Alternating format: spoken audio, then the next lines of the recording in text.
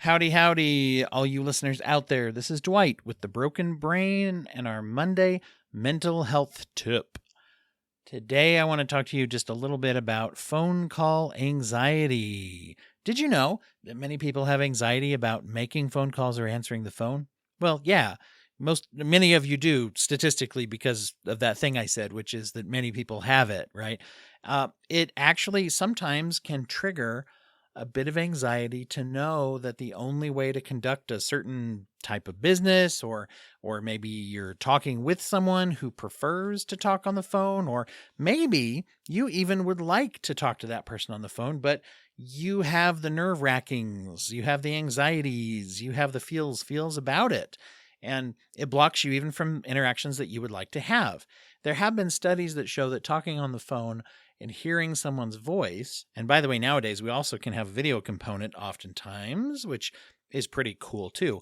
But seeing someone and hearing their voice, and even just hearing their voice, releases some hormonal neurotransmitter type of responses that we don't get just from texting. At least that's the where a lot of the research kind of lies. And many times people are encouraged, especially if you have a very necessary, important communication, to have that through phone call. Sometimes just for social communication reasons. I had a job once. I had a job once.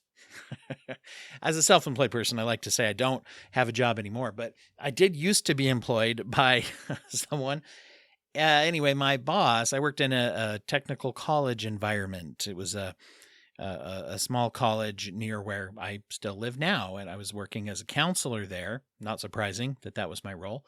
But our boss at one point told everybody in the whole student services division that he wanted everybody to ask yourselves very, very carefully if something needed an email, and if it was certain issues, to not send an email. In fact, he preferred people to just leave their office and just walk down the hall or up the stairs, or, wherever the place was they were going. That's how walking works. So to go to usually an instructor, counselors and support services, we worked with instructors, but those who had the ability to do so, just walk to their classroom and talk to them face to face. And if not that, then to talk on the phone and to try not to maybe even voicemails, he said to be cautious about. What was happening at the time was there was just a little bit of a relationship issue where some of the faculty weren't sure if they could count on the counselors and the advisors and some of the staff and student services. There was a bit of a rift maybe, and they didn't know how to take certain things if they were typewritten.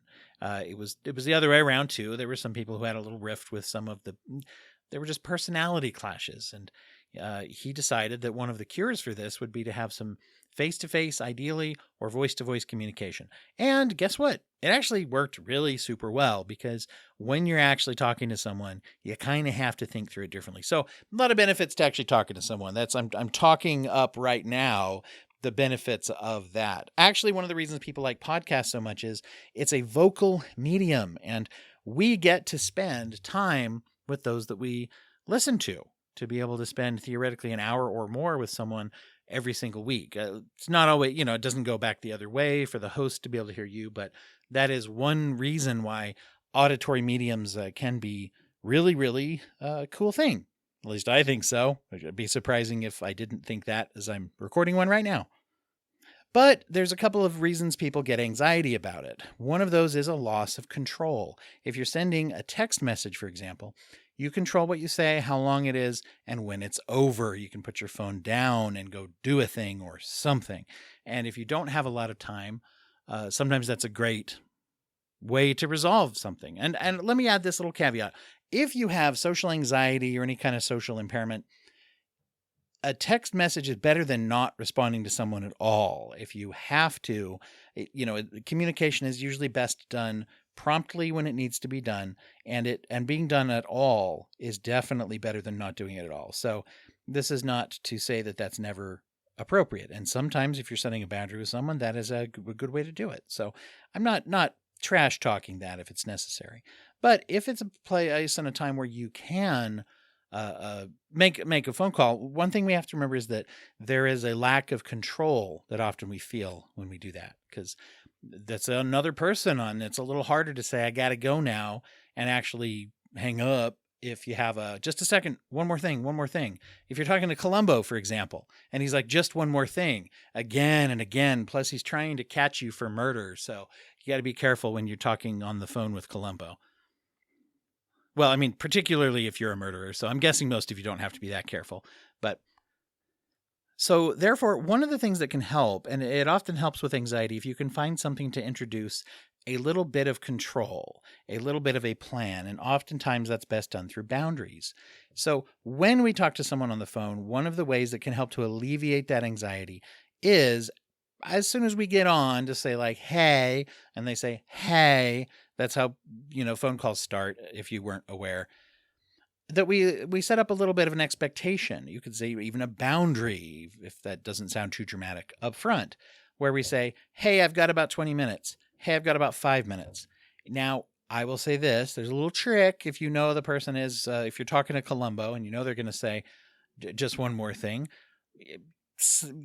especially if it's someone who's not in your close, intimate circle. I'm not trying to say that you massage the truth too much here, but if you know that it's someone who you have a hard time, or if you just know yourself that you always have a hard time getting off, maybe tell someone 10 minutes when you have 15. There's a little bit of flex time, and maybe alleviates your anxiety enough that you will make the call. And that is kinder than telling someone you technically have 15 when you only really have exactly 15, and you know that there's going to be a minute or two shuffle to get off. So having a little bit of an expectation right up front can help, because it reinforces to you that you have the right to get off the phone when you need to. Okay. That's actually very empowering, and a surprising amount of the anxiety does come from a feeling of a loss of control. What if I only do have a couple minutes? Another thing that's built into that is making sure that, it always helps when you surround yourselves in your social circle with people who do respect your boundaries, and to make sure that if there is someone who sort of like chronically disrespects your boundaries, maybe they don't get a phone call quite as often. And that's okay. It's okay for you to have those boundaries around that, to have a sort of a policy in mind about that. Now, part of that is also the enforcement of the boundaries. So when you tell someone I have 15 minutes, then when it's coming up on 14 minutes or so, you say, okay, I got to go in a second. Then you start saying your goodbyes. A surprising amount of boundary violations are somewhat manageable on our side. And what I mean by that is, it's one thing to say a boundary. It's another thing to enforce it with our behavior. You don't always have to say it out loud if you enforce it with behavior. However, you do need to enforce it with behavior after you say it out loud, because frankly, if someone says I got 15 minutes, I assume that they're going to tell me, when the 15 minutes is up. Now, I try to be a conscientious person and try to say, oh, do you need to go, or something like that. But there's a lot of times where if I'm not the one who needs to go in 15 minutes, I might not remember, or might not mark the clock the same way. If I'm a person who does need to go in 15 minutes, it's kind of my job to do that. And if I tell someone, okay, I got to go now, even if they're a little bit of a slow to get off, I can say, especially if it's someone who I know and trust, I can say, okay, I really got to go now. Anyway, have a great day. I'll talk to you later. And then I go, basically. If it's someone who I don't know that well, hey, you know what? Even more to the point, it's definitely not going to, if there's someone I know and trust, then it won't damage the relationship. If it's someone that I do not know well, then it's still not going to damage the relationship in a way, because we don't have one. Okay. Now, it's easier to say that than to do that, but those are things to rehearse in our mind and to remind ourselves that we have that right. That leads into another little kind of tip or trick, which is when you say goodbye and the person says goodbye, hit the hang up button. Now, this sounds very, very simple because that's how phones work, is you hang up when you say goodbye. However, some of us, when we have anxiety around that, we tend to linger. And so giving ourselves that right to say, I can hang up when I have to go, right? Now, if you say, okay, I got to go, hang up, that might be a little abrupt, but to be honest, if someone did that to me, I would just assume it's because they had to go. Okay. You guys know Chris Revel, if you listen to the show. He's been on quite a bit. And, Chris is one of those guys, he'll give you as much time as he can. He's very busy. But when we are done recording, many of you, a lot of times when I record, a little bit behind the curtain, there's a fake goodbye that the guest or whoever's on and I say to y'all. And then we stay on the line for a few minutes just to say, how'd that go? Did you like that? Did you want me to delete anything? Did you, confess to any felonies or anything that you want me to take out or whatever? So, we do that for a minute. Now, Chris is one of those that he'll give you every minute he has, and then he's like, okay, I got to go. And then he just goes because he takes very seriously whatever it is that he's going to next because he has a lot of time obligations to a lot of people. So he doesn't hang up mid-sentence or anything like that, but he does say, okay, see ya. And you say bye, and he's already off, he's off. And I respect that. Actually, it's a pretty good boundary that allows him to be able to do a lot of business with podcasting and different things because he knows that he controls his schedule in that way. And I admire that about him. Another thing that can alleviate anxiety is giving yourself permission to have a general policy. Are you a person who feels a lot more comfortable screening calls that you don't know or don't recognize that are not on the caller ID? Nowadays, people have the capacity to leave a voicemail. We can get it almost, immediately, or they can text right after they call if they don't get us. So if there's a number I don't see, oftentimes, if I don't have a lot of time, especially if it's the line that I have coming in that is for work, then I oftentimes will let that go to voicemail if I don't have a few minutes. Because if I answer and somebody is looking for counseling, it feels very abrupt to say, oh, let me hang up on you, then you leave me a message. It feels better if they get to leave a message and then I call them back a little bit later. I like to give somebody, a little amount of time for us to talk and make sure that we match up and make an appointment. So if I am going from one appointment to another and it's like, I don't know, one of my kids or someone I know who calls and I have 5 minutes, that's a little different than if it's like, I don't know that number and it's coming through that line. That's my, professional line. Then I'll let them leave a message and I'll check it after the session and we'll connect after that oftentimes. I will say though, if you're able to answer the phone when someone calls, that actually will alleviate your anxiety if you practice doing that. The reason that alleviates your anxiety is when you get a voicemail, it is something that can stack up on your to-do list. And anxiety will prevent us sometimes from going back, or we become overwhelmed of like, oh my gosh, this person or this doctor's office or whoever it is that I need to talk to, they called me twice and I didn't call back and I got to go through and I'm going to have to listen to that message so I have the number to call back and whatever it is. And then it actually can add to our anxiety. Putting things off can add to our anxiety.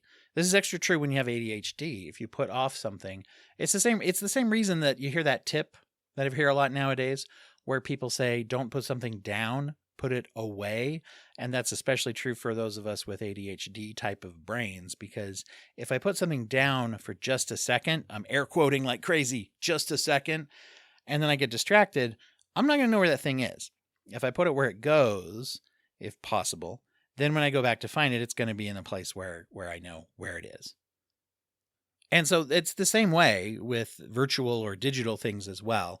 If I can answer something now and I have a policy or a practice that I do in order to do that, or if I can possibly answer a phone call when it comes in, a lot of times in the long run, that actually reduces our anxiety. So having permission to not have to answer it right away and also practicing answering it when I can, those are tips as well that do help. So there's a couple of tips for phone call related anxiety, y'all. Hope that you get to have lots of anxiety. No, sorry. I hope that you get to be, very anxiety reduced or free when you're dealing with your phone calls today, especially if they're important or if they're just very pleasant potentially, and that we're able to get past that and not block out positive experiences from our lives.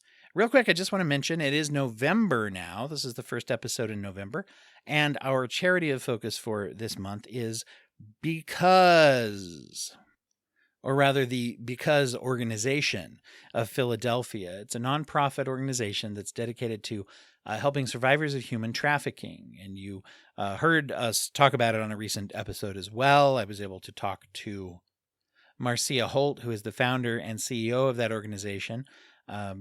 Shout out from a listener who first let me know about it, and it turned into an organization that I'm impressed with enough that I wanted to make it our charity of focus for the month of November. So, as always, if you do join the Patreon, become a paid member of the Patreon, then half of your donation each month will go to the organization that is highlighted in the month that you join. So if you join in November, then 50% of your donation will go to the Because organization moving forward in perpetuity. I think that just means as long as you are, right? Did I saying that right? Perpetuity. As long as you are a paid member, that will happen at the first of each month. And this, by the way, is one of the good ones. One of the reasons I want to highlight a human trafficking organization that does actual work to help victims and survivors of human trafficking is that there's so much out there that has become, I don't know, just wonky and sketchy with some of those organizations as well. And you can hear in the episode with Marcia how we talk about that and the things that actually help. And one of the great things is they're involved in aftercare for those individuals. Whereas oftentimes when we're trying to prevent, we forget that people need help after they are freed from that situation. So we'll be back again tomorrow with a new episode of The Broken Brain. Thanks everybody for listening, and be safe out there, and go vote tomorrow. By the way, if you're in the US, it's election day, and be safe while you're out there voting. It's kind of a crazy one, and there's potential for, I don't know, people are worried, and I share that anxiety that there's potential for craziness happening out there. So be safe, be careful, but please do go out and vote.